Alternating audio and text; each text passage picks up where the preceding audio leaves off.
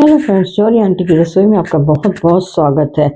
सर्दियों के दिनों में लिहाफ में से निकलना पड़े या धूप में से उठ के आना पड़े तो बहुत ही बुरा लगता है। तो ऐसे में क्या किया जाए कि खाना भी बन जाए और सब लोगों को टेस्टी भी लगे और खाया भी जाए आसानी से, ज़्यादा टाइम भी रसोई में ना बिताना पड़े।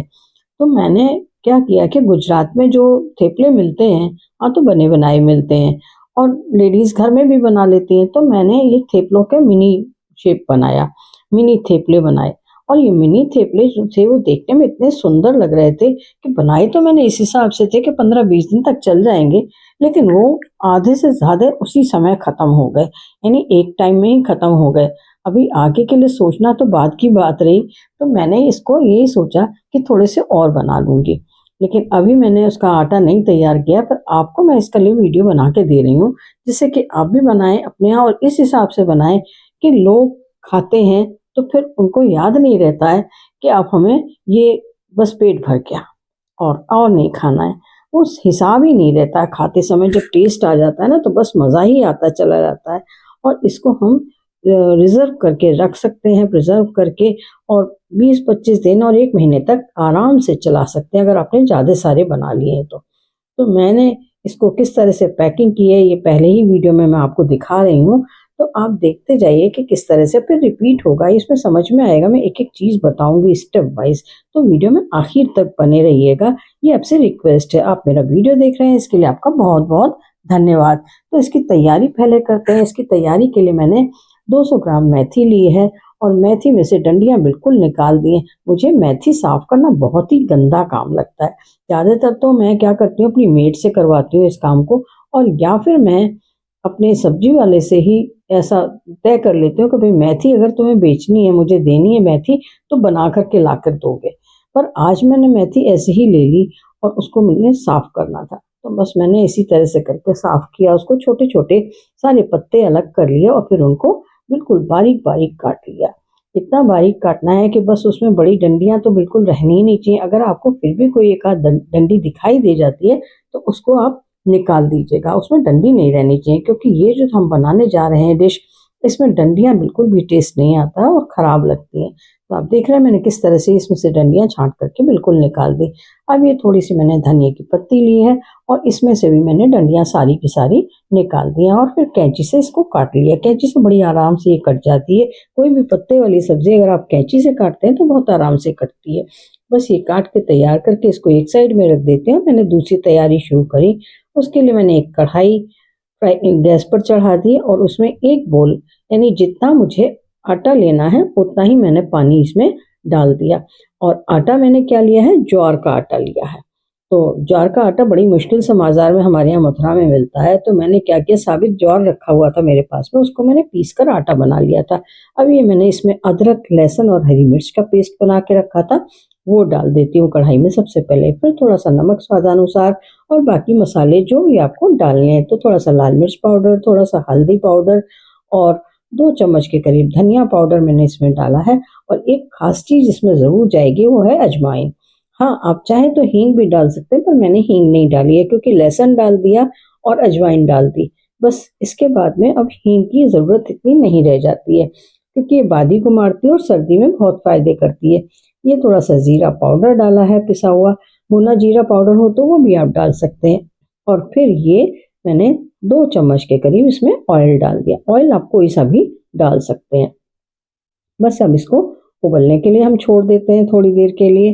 जब इसमें उबाल आ जाएगा ना, तभी हम आगे का प्रोसेस करेंगे। जब तक अगर आप मेरे चैनल पे पहली बार आए हैं तो जल्दी से फटाफट से इसको सब्सक्राइब कर दीजिए। साथ के साथ बेल आइकन को प्रेस करना मत भूलिएगा, क्योंकि जब आप बेल आइकन प्रेस करते हैं तो मेरे जितने भी वीडियोस आते हैं उनकी नोटिफिकेशन आपको सबसे पहले मिल जाती है और आप मेरे वीडियो को एंजॉय कर सकते हैं। साथ के साथ कमेंट करके ये ज़रूर बताइए कि आप मेरी वीडियो को कहाँ से एंजॉय कर रहे हैं। अब मैंने ये एक कटोरी, जिस कटोरी से मैंने पानी लिया था, उसी कटोरी से मैंने ज्वार का आटा लिया और 1/4 कटोरी मैंने बेसन लिया है।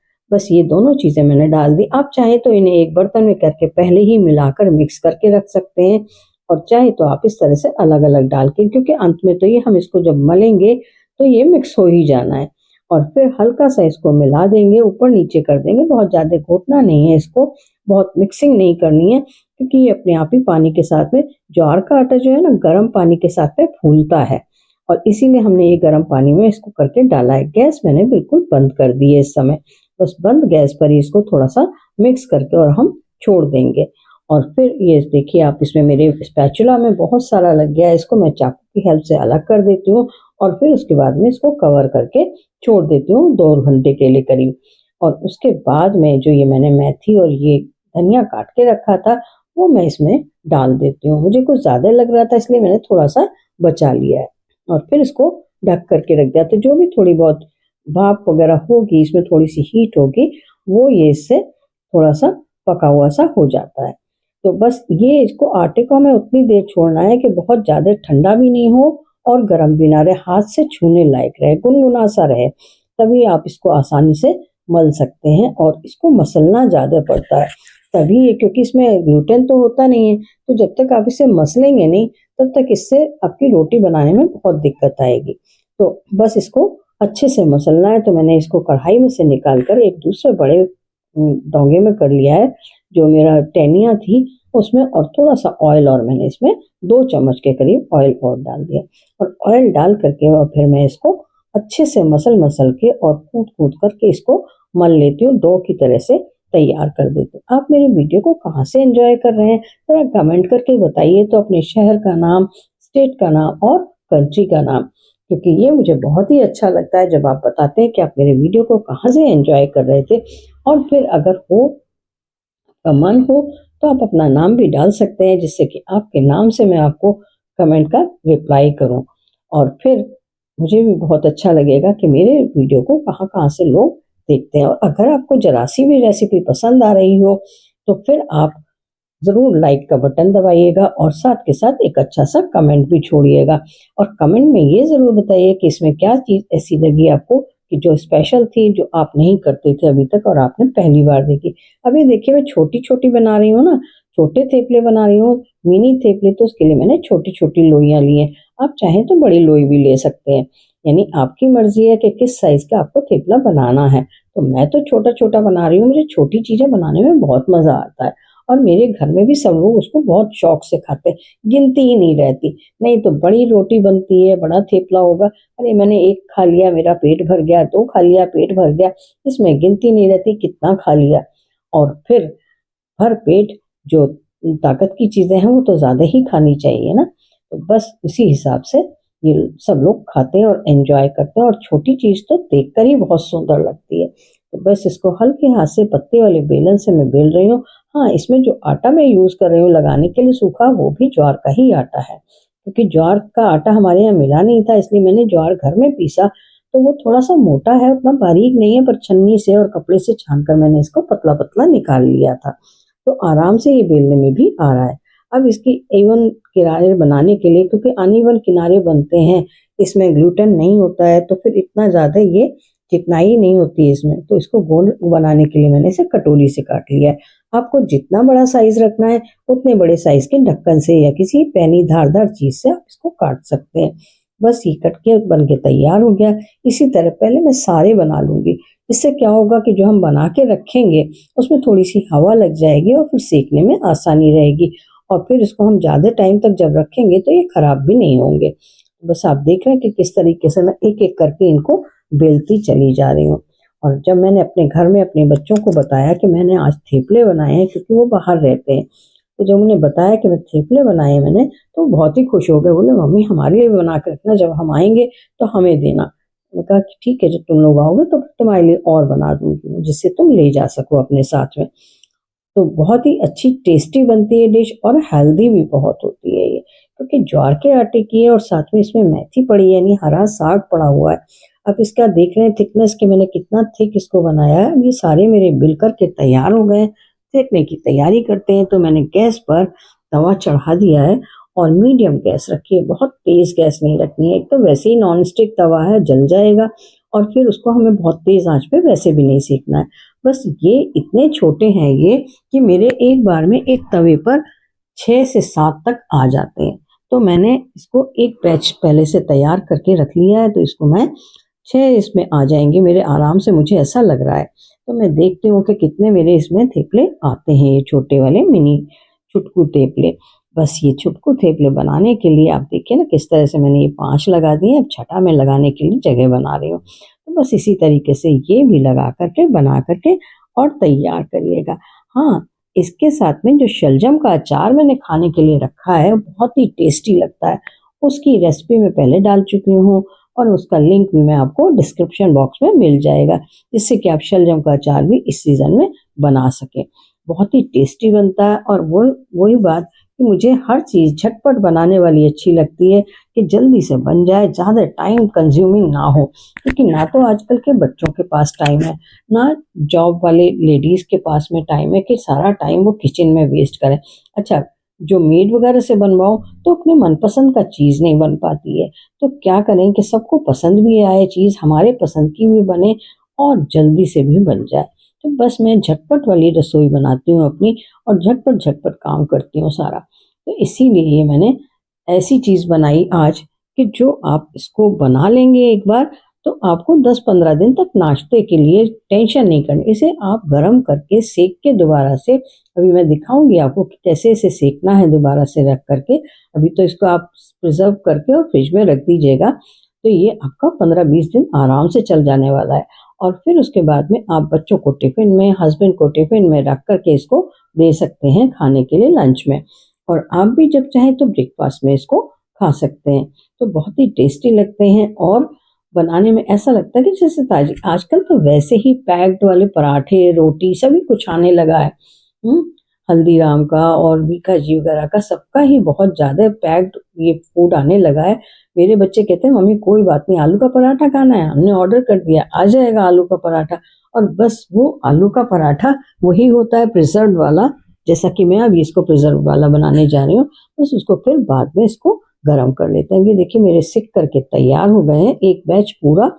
अब मैं इसको एक साइड में रख देती हूँ और फिर जब ये ठंडे हो जाएंगे तब इनको पैकिंग करेंगे। तो जब तक मैं इसमें दूसरा बैच डाल देती हूँ जो मैंने बेल करके पहले से तैयार कर लिया था।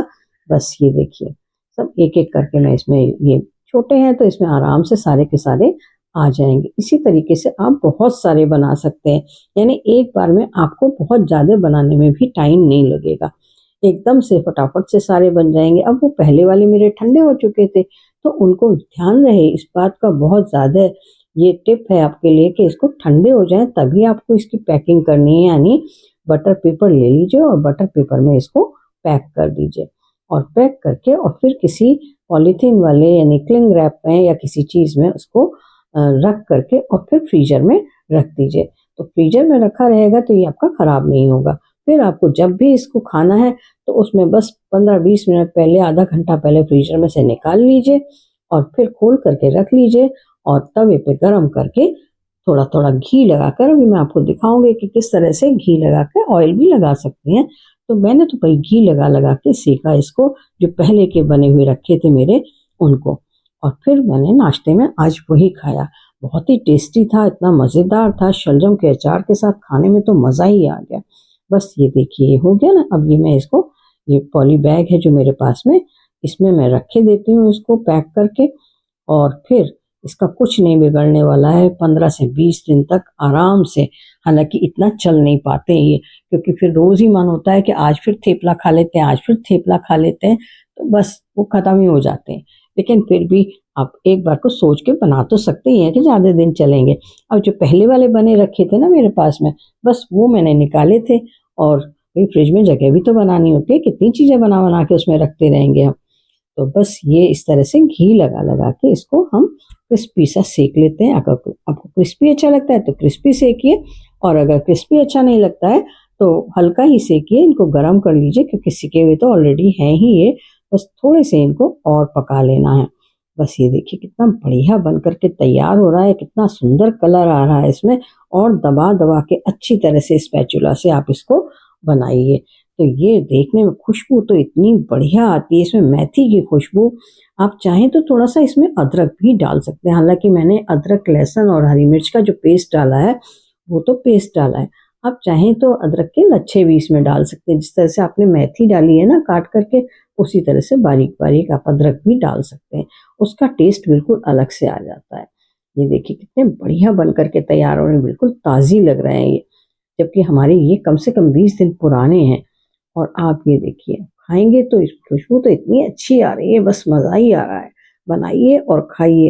ये शलजम का अचार है, इसको आप हमेशा बना के भी रख सकते हैं और ताज़ा भी बना सकते हैं। तो थेपलों के साथ खाइए इसको और थेपले एंजॉय करिए, मिनी थेपले। फिर मिलेंगे नेक्स्ट वीडियो के साथ में। इसी तरह से मेरे वीडियोस को देखते रहिए, बने रहिए मेरे चैनल पर। थैंक्स फॉर वॉचिंग और आपका बहुत बहुत आभार, शुक्रिया मेरे वीडियोस को देखने के लिए और मुझे मोटिवेट करने के लिए, जिससे मैं आगे और अच्छे अच्छे वीडियोस आपके लिए लाती रहूं। Have a nice day, till then, bye.